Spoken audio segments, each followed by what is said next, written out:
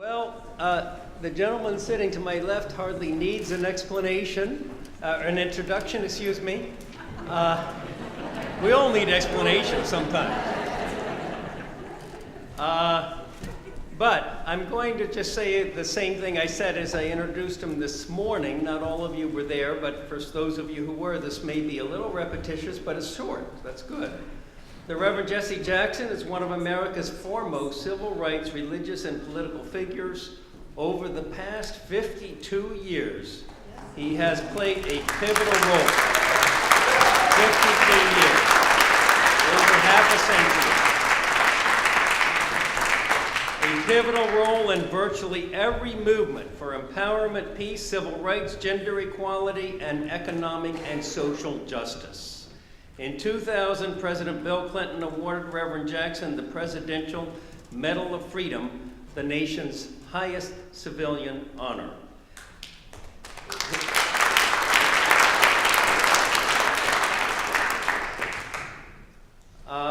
He has maintained a very active ministry, and just last July led a peace delegation to Korea, which I think we'll hear a little bit about.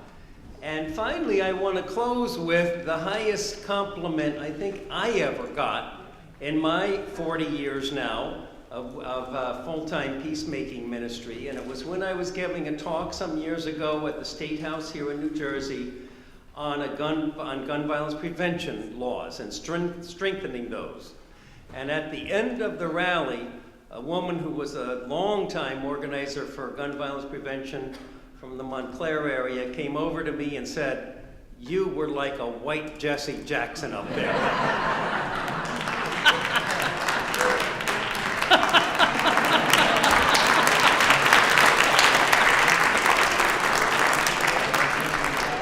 It is my great honor to have Reverend Jesse Jackson as our concluding speaker. And remember, at the end of the program at 5 o'clock, we have the sponsor reception in the back. Some of you are already signed up. All of our volunteers are welcome to come as our guests. And if you really want to come but can't afford the suggested amount, just contribute what you can. We'd love to have you.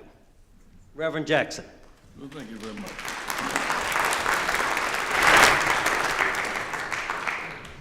I listened to Wendy speak earlier today, and she had a brilliant insight. She talked about her father getting his sense of bona fides, breaking down barriers on race, a quest for racial justice. In some real sense, we confuse peace and quietness. Peace is the presence of justice, and quietness is the absence of noise. And we cannot have peace without having a profound sense of justice. I challenge you today to join the Rainbow Coalition, because in some sense this group is too white to be a peace movement. You are a piece of the peace movement. And yet your experience is of such, I say that not to insult you, but to challenge you to think. What can we do to broaden out the base of our peace movement? We did not know how good baseball could be until everybody could play. We did not know how good football could be until everybody could play. Matter of fact, we used to call it the World Series. The players from Mississippi to Georgia to Oklahoma. When Jackie Robinson entered the game in the white baseball, Don Mifflin, Campanella, Larry Adobe, and when Minoso came in from Cuba, we begin to get players from Japan. Now you may face a Japanese pitcher and a Dominican Republican as a catcher. It's now a World Series. It was a white series called World. We cannot be a piece of a peace movement called peace without a profound commitment to broaden the base of our struggle. We couldn't get a senator from Alabama. We all took some measure of pride in a Democrat winning this year in Alabama without a massive turnout of the black vote. Without the black vote, we couldn't have had that sense of victory because 55% of the voters there went for Trump, and then the 50% of the white women went for Trump. I noticed in the election that we won Lee County. I was keen on that. That's where Auburn is. In Tuscaloosa County, which is where the University of Alabama is, and where Mercedes-Benz is. Those counties with the black and white playing football every Saturday during the season, and the internationalization of Mercedes-Benz are breaking through these walls. We have globalized capital. We've globalized technology. We must not globalize human rights. And globalize workers' rights and women's rights. Yes. And environmental security. We must have a global standard. The reason why we as a nation reject it because we do not want to be a part of the world court. It's too much like global justice. There's some sense that rules do matter. If we were playing China today, the basketball game, we wouldn't mind competing, whether in China or in New York. The reason why we can compete with China in the basketball game, or football game, as the case may be, whenever the playing field is even, and the rules are public, and the goals are clear, and the referees are fair, and the score is transparent, we can compete. The playing field is not even, rules not public, goals not clear, we cannot compete. I was having with Stacey Abrams in Georgia, competition, Mr. Kemp, he is the referee. He is also the scorekeeper and the timekeeper. If there's any foul, he goes behind the curtain to determine whether it's a foul or not. And so there's something fundamentally unfair about that proposition. We all need to have a real involvement in the peace movement. The price we pay for war development. Because there are no more nuclear winnable wars. Clearly, it's too dangerous. It costs too much. Therefore, it doesn't make sense to be using, I might hit you with a nuclear first as a bargaining chip in North Korea, in the part of the world. This issue of rules. The football games on this afternoon, and down south you have blue field participants and red stands in terms of the politics of it. But the thing I'm concerned about here is that the reason why we can compete on the football field is so important to me. It's 10 yards for all first downs, 3 points for all field goals, 6 points for all touchdowns. Everybody can see when someone scores. In a debate, you go behind the curtain and have a replay, or you have a review. The one that's contesting is not under the curtain determining whether it was a foul or not. Those rules will lead to world peace. We don't want to. We argue with China on the trade floor because it's not, the field not even.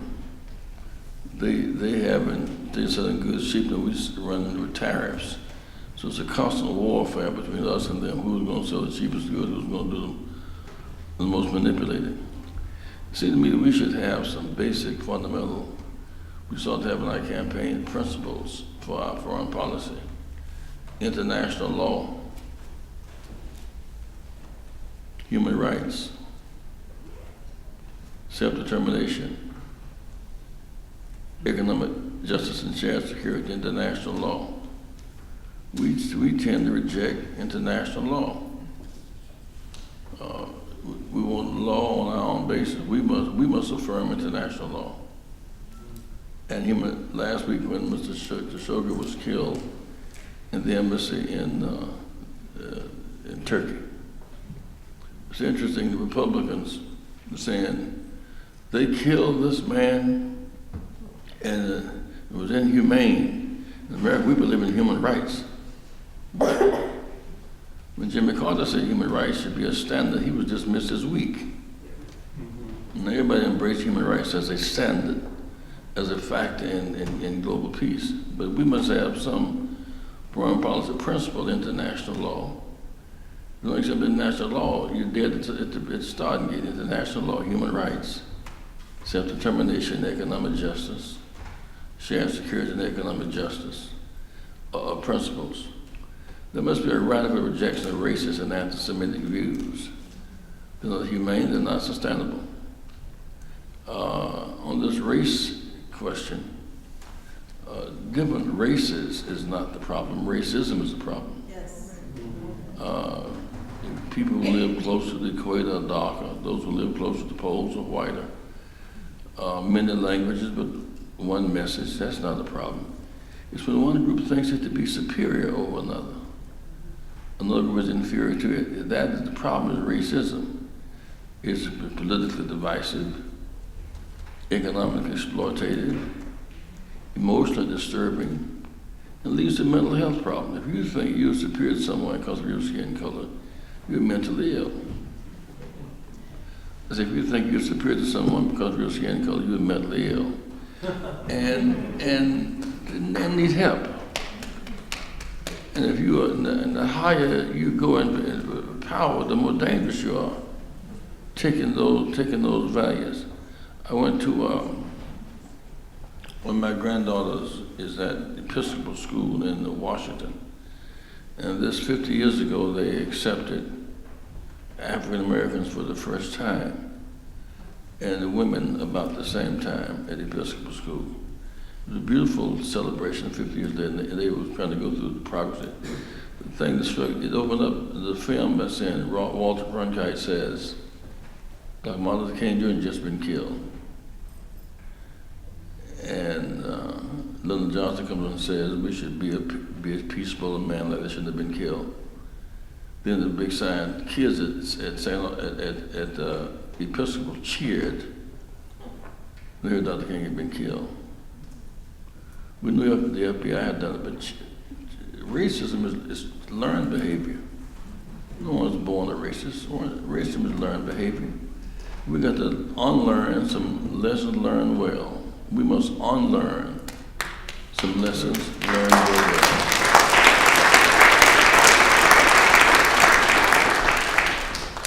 Not to do anybody a favor, but if I come to Princeton and it's all white and I'm black, the question is, can I survive? The question, will Princeton change? Not can I survive it? Will it change the conditions that lead them to this profound state of institutional sickness? And in some sense, I'm concerned that we in the peace movement take a look at the nuclear buildup, which is unsustainable. We need allies. We need more partners in the process. That's my real point. The talk that Wendy gave today, if she gave that same talk at Spelman College or Morehouse, that would be important too. Those are young leaders on the way. And from Virginia around to Texas, the ex-slave states, if they don't get that message, we're losing peace movement allies. Dr. King gave a speech in Washington in 1963. From Virginia around to Texas. We can use a single toilet from Texas to Florida to Virginia. We could not use buy ice cream at Howard Johnson. Black and brown soldiers had to sit behind Nazi POWs on American military bases. The day he gave that speech, and then 64 came.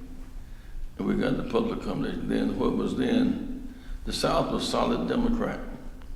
They were Jefferson, Davis, Confederate Democrats who believed in slavery, secession, slavery, and segregation. we got the right to vote. Nixon went south with the Southern Plan, and Jefferson Davis Democrats became Reagan Goldwater Republicans. Yes. And Lincoln Republicans became Johnson Kennedy Democrats. That fundamental shift took place at that time. That's why today, as I see us grapple with this issue of the so-called red South, the South is unnaturally rich, too poor to be so red. Rich soil and poor people, it's too poor to be so red. That's why, and the leadership to break it up is coming from African Americans, coming from Gillum, and coming from Stacey Abrams, to break it up, to create new coalitions. Why the South? Sure how profoundly deep this thing is. The South has been the biggest beneficiary to the rights movement. Every state from Virginia around to Texas has at least 45% of its state budget is federal. They couldn't survive a month without federal. There's socialism. Interstate highway, that's federal. Airports, seaports, parklands, universities, hospitals, military bases, penitentiaries, all that's social. And so we cannot leave them hanging behind those cute little phrases and not go into those communities, because I am convinced that white Americans are not beyond the capacity to be redeemed in this process. I think maybe one of the great victories that come out of this whole thing, the kind of visible one was in Harris County. 19 black women are now judges. It's gone viral. That's an exciting picture to see. But I think maybe the most significant one to me was an African American woman, Lauren Underwood, in Northern Illinois, in a district almost 100% white and Republican. As a Democrat, she won the congressional spot on health care. She's a nurse running on health care. She in a 100% white district. Why must I challenge you for us to broaden our base among whites and blacks, for that matter, Latinos? Is that I challenge our Democrats, I challenge Kerry, and challenge Hillary. Spend a couple of days in Appalachia. Why? But that's not what the data show. Leaders must transform. Leaders cannot just adjust. Leaders of substance cannot just follow opinion polls. They must mold opinion.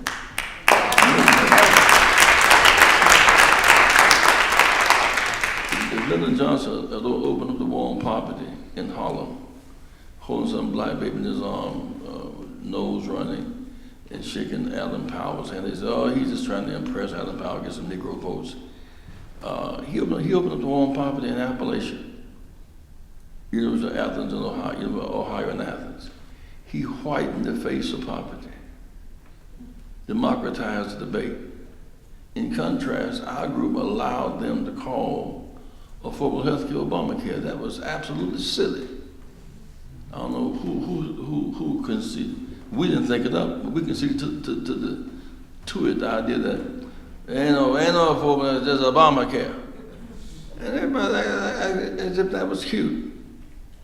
So I was down in Kentucky campaigning, and a woman swearing, I swear my life on it. I don't want no damn Obamacare. I want affordable health care. I want my child still on insurance at 26, pre-existing conditions. If she wanted affordable health care, she wanted an omelet, didn't want the eggs. Because she'd been taught that way. Now, who is it that's going to go into Appalachia? Well, Ohio. You can't just campaign in Cincinnati and Cleveland, Akron, and Athens. 33 counties in Ohio are Appalachian. We cannot allow the right wing to have a base of white people who need what we have to offer unchallenged. I hope I'm making sense to you. Yes.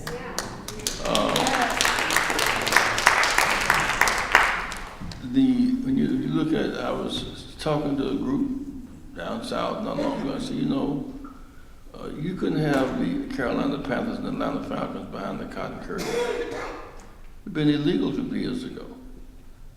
You couldn't have had the Dallas Cowboys and Houston, Texas, San Antonio Spurs. It'd been illegal. Couldn't play together. Their parents couldn't sit together in the stands 50 years ago. You couldn't have had the Olympics in Atlanta, Georgia, behind the cotton curtain. You couldn't have CNN in Atlanta behind the cotton curtain. You couldn't have all the development down I-85 and I-95 behind the cotton curtain. In so many ways, the civil rights movement made a new South. Mississippi's state budget is 2% federal. And this year talking about Jefferson Davis. And so it is that my hope is in the change I see taking place, because when it became a contest in Virginia between a Robert E. Lee Confederate and an American flag, we won the campaign.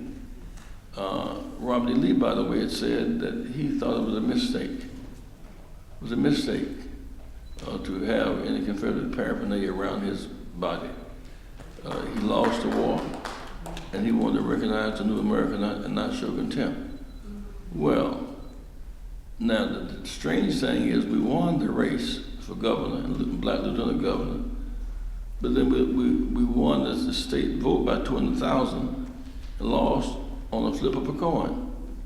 It's something called gerrymandering. So that it becomes our burden to be in the thick of it. We cannot deal with peace without dealing with justice and voter suppression.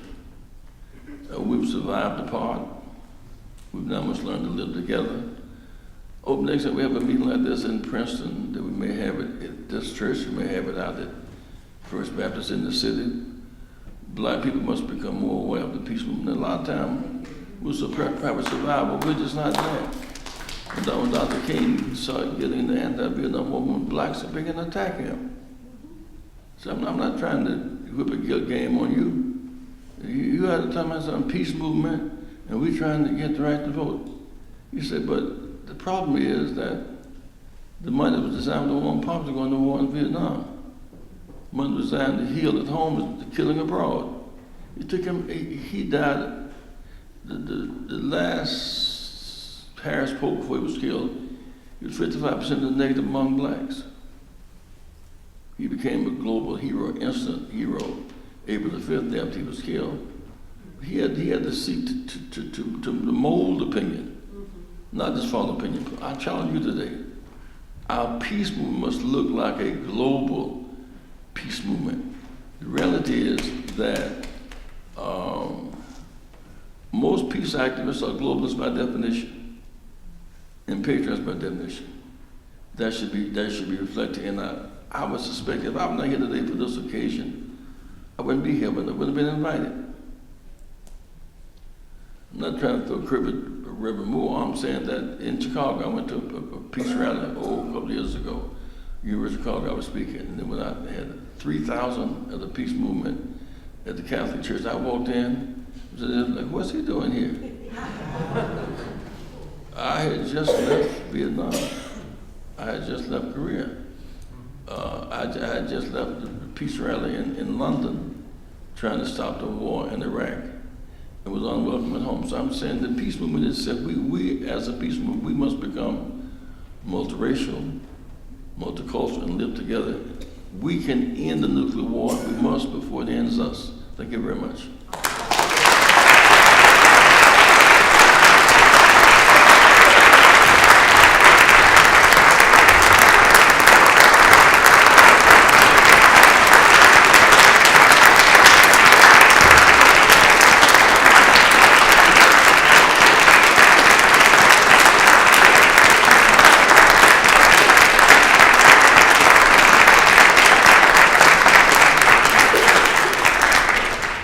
Brother Moore, those who will take me up on my rainbow challenge, text to JLJ at 41444 and join. When we do these peace rallies in Chicago, we have a Jewish governor now, J.B. Pritzker, and an African-American female, was his Rashid Lieutenant Governor. We intentionally, we mean to have a multicultural society. We mean to have it. So I made the point, I was not trying to make you feel uncomfortable, but it's all right that you feel a little uncomfortable. That's not the intent. My point, I'm not trying to say, throw a zing at you.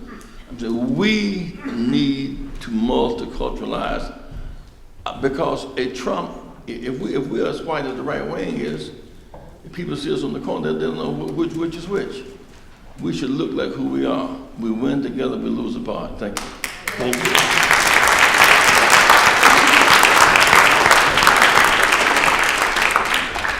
Well, thank you, Reverend Jackson, and I know those were challenging comments towards some of us, and I think it's well taken, and I think it's one that we need to be striving toward, and a couple of things popped into my head before I take a stack of questions. One is that the most reliable peace voting bloc in the U.S. Congress is the Black Congressional Caucus.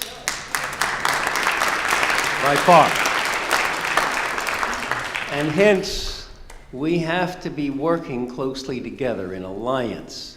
A couple of years ago, I think it was either 2 or 3 years ago at this very same conference, one of our speakers had just talked about his book, African Americans Against the Bomb. And so we need to be making these links and these alliances, and I appreciate your advice and your leadership. And so let's hear from you, and let's take a stack again. Thank you so much for being here. It's an honor to hear you speak. My question is, as a civil rights leader and an expert on peaceful protests, what advice can you offer to young activists and budding politicians who are coming of age under the Trump administration? As I tried to say earlier today, just because it's dark, you don't stop working. When Trayvon Martin was killed by the police, shot in the back, we were telling young activists they should, Black Lives Matter, they should register and vote. They were saying the hell with voting doesn't matter and all that. So when the trial came, there were like 5,000 outside rallying, but nobody in the jury box, only registered voters can serve on juries. In Chicago, when Van Dyke was found guilty by the jury, we had a jury box full of registered voters. So my point is, what one begins to see now in the Stacey case, Abrams case, and in the case of Gillum, and Beto O'Rourke, and by the way, his father was one of my campaign managers in 84 and 88. He sent me a picture. He was about 10 years old and me holding him in my arms. Isn't that wonderful? So my point is, young activists must see the power in the vote. You can't make a commitment to fight for criminal justice if you're not eligible to serve on the jury. You can't throw that away. That's not the only weapon. I don't know what the second one is, by the way. When Emmett Till was killed, was lynched, and the killer almost was bragging about, I did it. And they would not convict him. So one writer asked, why didn't you convict the killer? I cannot imagine a white person going to jail for killing an N at that time. Now, Dr. King said, well, if you're on the jury, you can hang the jury and not be hung by the jury. When Meg Evans it took 40 years to convict the killer of Emmett Till, 40 years to convict the killer of Meg Evans. Voting matters. In democracy, it really matters. We have enough numbers, enough allies across most southern states, a combination of an inspired black vote, an emerging Latino vote, and white women and a few labor people. We are a new majority. We shouldn't have a minority complex about taking over the South politically. And if the South changes, the whole nation changes. Thank you. Number 2. Okay. Clearly, you've made it clear, as have the other speakers, we need more love in this world. And my experience has been that if you can develop friendships across the divide on an individual basis. We started an interfaith group after 9/11, and one of my best friends was a Muslim woman from Egypt. And she took me to Egypt, and I met her family, and we've been best friends. friends like ever since. But how can we do that on a bigger level? How can we do that on a global level? Well, the individual level does matter. I remember when I came out of Selma, I had contracted pneumonia. We stayed in the rain on that long. And Jack and I, we were in seminary at Chicago Theological Seminary at that time. And a lady named Dr. Hull, she said, I couldn't make it. I knew you were in Selma. And I'll hand you medical costs free. I should never forget Dr. Hull, a white lady, you know. Kindness matters. At the structural level, we must have those people coming across that border from South America, coming to America. At some point, Reverend, we have to join them. Yes. As Christians, Jesus was a border baby. Born on the Roman occupation, born on a death warrant, on a threat of genocide.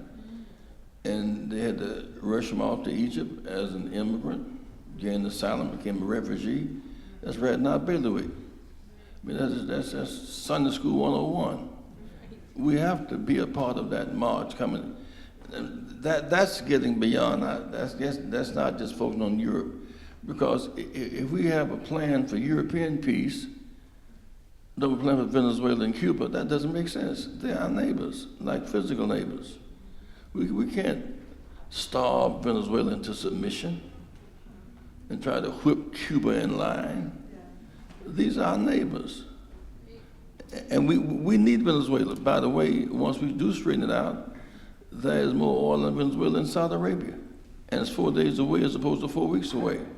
Everything about relating to Venezuela makes sense, besides good baseball players. But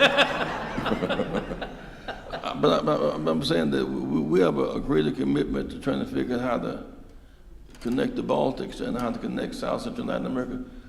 2/3 of our neighbors speak Spanish. We're connected to them forever. Go ahead, LL. All right. Thank you. Saying that the whole system needs to be redeemed. I venture to say the reason you're looking at mostly European Americans is because we are the recipients of white privilege. But one of the things, and we have to acknowledge that, and we have to make sure that we don't just sit on it. But what I'm trying to say, don't feel guilty about it. Leverage it. Yes. I mean, you are who you are. I mean, feeling guilty doesn't make a great contribution to justice. If we had if you came back with a black person each the next time, you double the size audience, you have black people here. Black people, by and large, don't focus on the peace movement. Our day-to-day survival issues are of such. To just be talking about nuclear weapons and nuclear warfare and sitting around and talking about with Nobel Peace laureates, that's a zone different than I live in. But we can be brought in. We can learn it. And our numbers are of such, together we represent strength. We need each other. It's not just a matter of choice, we need each other. Well, one of the things that Dr. King was moving toward was economic privilege. And the privilege of those of us who had enough money to get here, enough money to pay the ticket at the door, although the coalition has always welcomed low-income people to pay what they can, having been the recipient of that. But I think until we also acknowledge economic privilege, this audience is not going to get any more diverse. Well, in the accent, most poor white people are not black or brown, they're white, female and young. But whether white, black, or brown, hunger hurts. The gap 50 years ago was a horizontal gap, black, white, and that's more or less a vertical gap. We go to ball game together, hotel. We're rather comfortable together in a horizontal sense. But the gap when you can allow 26 million, most of whites, to turn against affordable health care called Obamacare, some of their white relatives are not doing their job. It's astonishing to me how they were able to. And frankly, I think Obama knows they were wrong for not calling it, but he was trying to avoid being seen as race conscious, trying to avoid being sensitive. Fact of the matter is, ain't no problem. This is Obamacare. It's his place. It's Obamacare. Scott in Florida wouldn't take federal money because he didn't want Obama's name on the federal highways and this. Now, no one can address that really but other whites because that's insane. I mean, Alabama turned back $10 billion in Medicaid money. Georgia like $11 billion in federal aid. South Carolina $7 billion in federal aid money for Medicaid. So I'm saying part of peace activism has been part of stirring up that pot for racial justice too. It just makes us stronger as a movement. Thank you.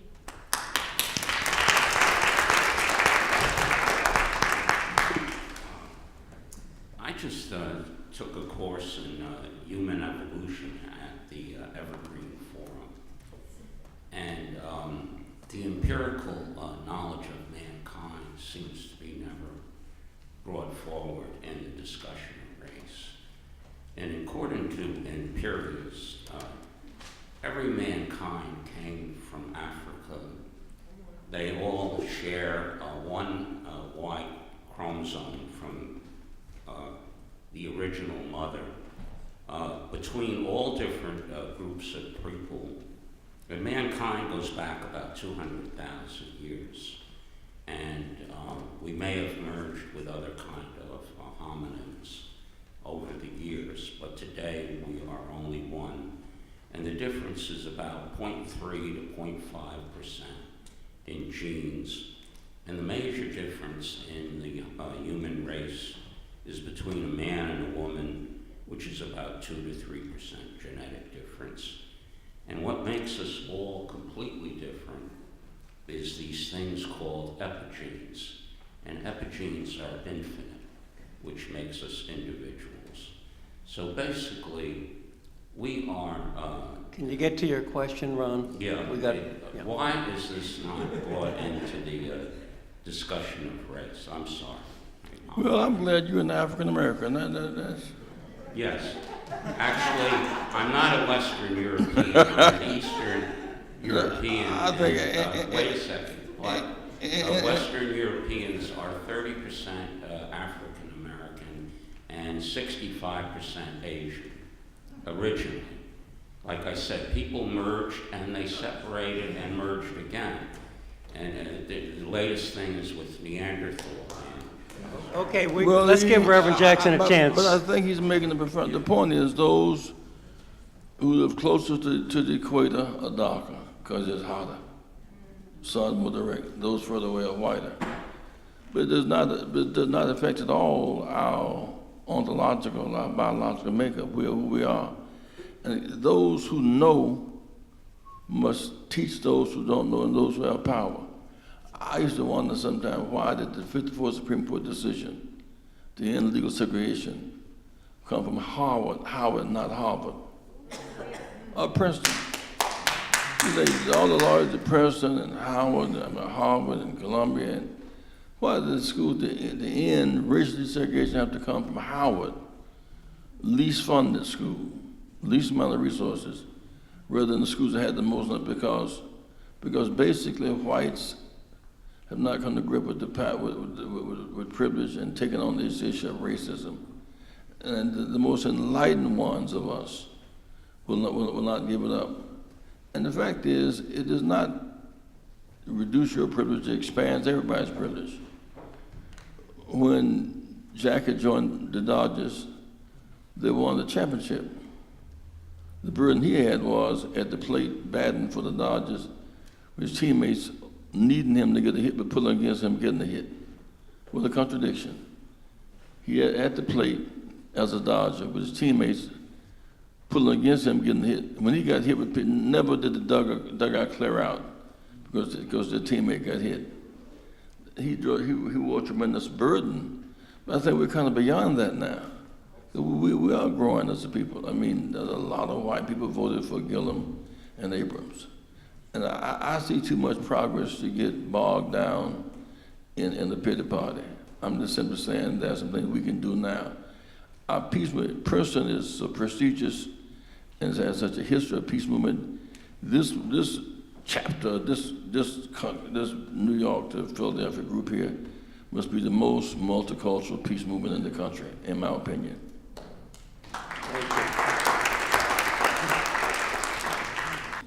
As a human being, as an American, and specifically as an African American, I am proud to say that Jesse Jackson is one of my heroes. And Amen. And I do not need someone from Fox News telling me who my hero should be. I have enough intelligence and pride to select my own. Yes. With that, this is what my comment, and possibly Reverend Jackson, with your vast wisdom and knowledge, you can give me some advice. Since post 9/11, statistics show that the killings, the mass murders, the terroristic acts have by far come from what's known as ingrown terrorism or whatever. Domestic terrorism. But as a Muslim, it upsets me a lot when people can go into a church, they can go into a synagogue, they can go into a school or whatever and profess certain beliefs, and then everyone will hold off and say, well, we're going to wait to see if it's terrorism. And oftentimes they will not even say it's a terrorist. But as soon as the person, his name is Abdul or Muhammad or whatever, who professes this religion of peace, they automatically label it as a terrorist. And I'm saying, what can I do as a Muslim that has a concern that we're not treated fairly? And I'm not condoning the killing at all. I'm just saying that if a person is a terrorist, they're terrorists regardless of what color, what religion, whatever. Well, at the end of the day, we must relate to each other on an ethical, not just ethnic basis. And I would urge you, even though you're a Muslim in a group like this, don't you give up and stop coming to a meeting like this. You brought your wife today, and you brought your grandchild today. You keep coming because, we're seed sowers. Some with the rock, some with the dirt, and some with the soil. One thing I remember about seed sowing, I was talking with Barack one day downtown, and he said, and I was debating Mondale at Columbia, and they said we did pretty well that night in the debate. And he said he was a student, and he said, it occurred to me, this thing can happen. I should never forget that. He said, this thing can happen. But he did take the ball for us. It did happen. So I'm saying, as a seed sower, you never know which seed's going to germinate. Don't you give up. You never know that this thing really can happen. Who would have thought that Laura Underwood could have become a Democratic congresswoman from a 50% Trump district, almost all white people? She's a black Democrat. This thing can happen. And we of all people must believe that this thing can happen. I believe it. Just let me add a quick PS before we get to you, Hannon, and that I just want to say, Imam Bashir and Reverend Branscombe, who was at the multi-faith service, but his back is bothering him, so he couldn't, both African Americans, those are the two strongest peace leaders in the faith community in this region, and I thank God for that.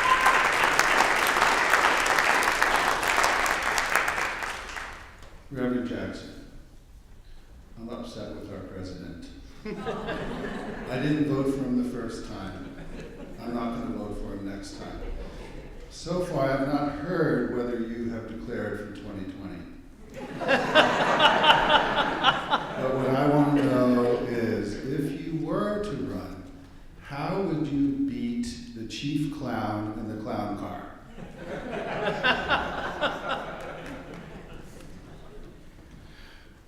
I believe that light can defeat darkness if you apply light. If this room were totally dark and someone lit one candle, it would challenge all of it. You could see it. So while he'd be name calling, I'd be saying, what about affordable health care? what about reducing student tuition since student loan debt greater than credit card debt? I would keep taking my case. I would try to make his absurd look absurd. If I'm going to match him tweet for tweet, that's eye for an eye, tooth for tooth. But I think that really, that the way to defeat him is not to, the only reason, anytime I just tell my kids, anytime a snake and the eagle is in the fight, it's always the eagle's fault. Shouldn't have been down there in the first place. Snake can't walk, can't jump, can't run, eagle can fly. What are you doing down there? If an eagle looking snake in the eyes, it's the eagle's fault. Daddy, wasn't my fault. It is your fault. So I'm saying, in some real sense, we must not go down there with the snake. Keep flying high.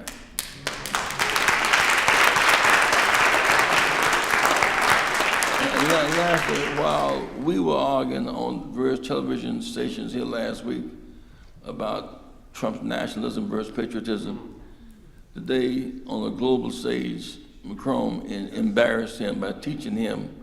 The whole world took up that fight for us. We're not fighting every battle by us. If we do the right thing, God will help fight our battle. And That's a matter of faith. That Trump did not have a speaking part, so he couldn't even rebut. Well, he didn't have nothing to say.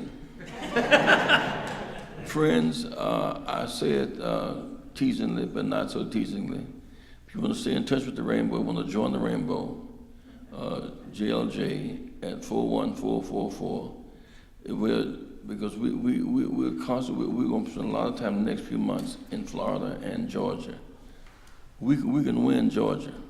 Mike can win Florida too. Then there's Mississippi going to be in a runoff, for example. So we have work to do, and 2020 is upon us real fast. Next year's the 400th anniversary since blacks came here as slaves 400 years ago. So there's a lot of work to be done, so let's do it together. Thank you so much. Thank you.